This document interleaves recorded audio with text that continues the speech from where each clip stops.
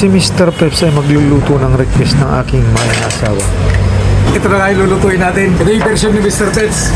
Ito pala yung uri ng isang lalaking alimango. Ang ating lulutuin. Pakawalan na natin siya. Delikado to pag naipit ka. Dahil nga ito yung gusto niya, ito isusundin niya natin siya. Ipapride ko muna siya. Sinunod ko na nga yung request niya, kaya lang sinabi ko naman baka naman makaisa. Gawa muna tayo ng sarsa niya. Ako nga'y maghihiwa muna ng mga sasangkapin ko na. Itong aking ang lulutuin, papangalanan ko nga pala tong alimango ala chamba. Itong aking ginagawa ay ginagawa to ng karamihang nilalang. Ito'y hindi dapat kaingitan. Ito'y maaaring tularan ni naman. Kung nais nyo rin lang naman sa ayaw naman, ito'y wala namang pilitan.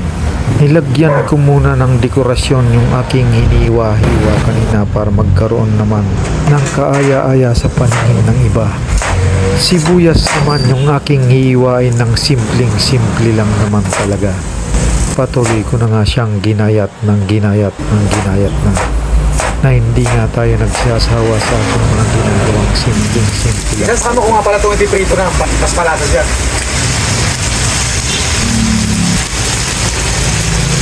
Inilagay ko na nga yung mantika at ilalagay ko na rin yung ibang mga rekado na ito yung gagawin ko ng sauce o kaya sarsa niya. Ayan, golden brown na siya. Golden brown na siya. Strawberry wine. Soy sauce. Timpladong sukang tuba. Banana ketchup. Balik ka rin muna natin.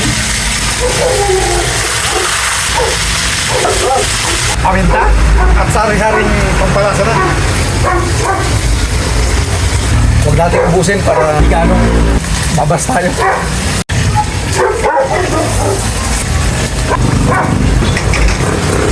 Tansyado asukal lang. Konting mekos-mekos pa mangyayari na to.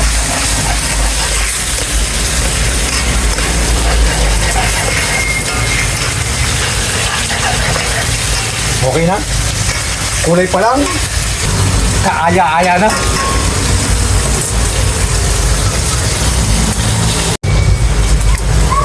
This is it, pansit. Siguro luto na siya. Wala nang tunog.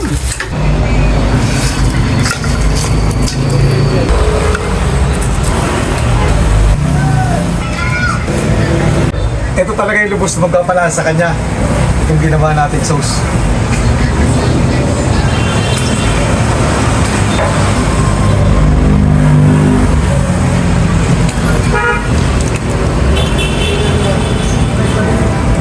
Pero sa totoo lang, yung alimango, napakasarap niya. Gawa ng sariwa talaga siya.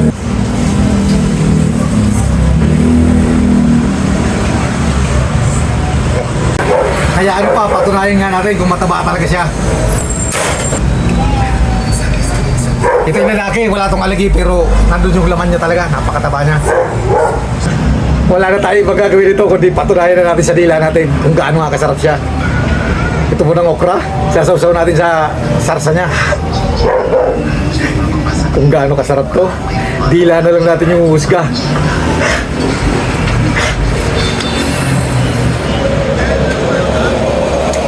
Gulay at salsa pa lang, masarap na. Di lalo-lalo na yung laman niya. Tingnan na nga natin.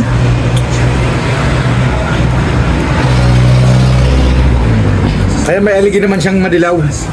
Nga lang lalaki nga siya, kaya ganun yung aligi lang niya. Hindi talaga yung orange. Ayan. Lalagyan natin ng sarsa para mapil natin yung lasa talaga.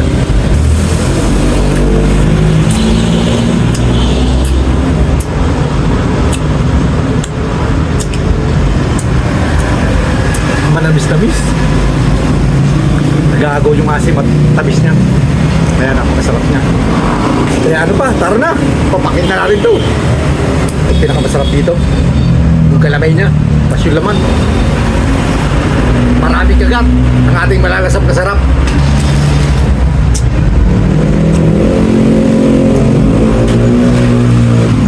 sa lasa. Tara na! Ang pinakamasarap na nito, iulam na natin sa kanin. Kailangan pala minimal lang yung mga kain natin ito. Lalo-lalo sa mga edad natin, gawa ng sobrang kwento.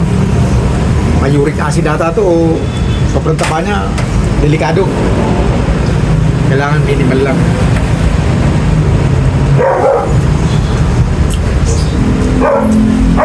Meron naman tayo pangontra.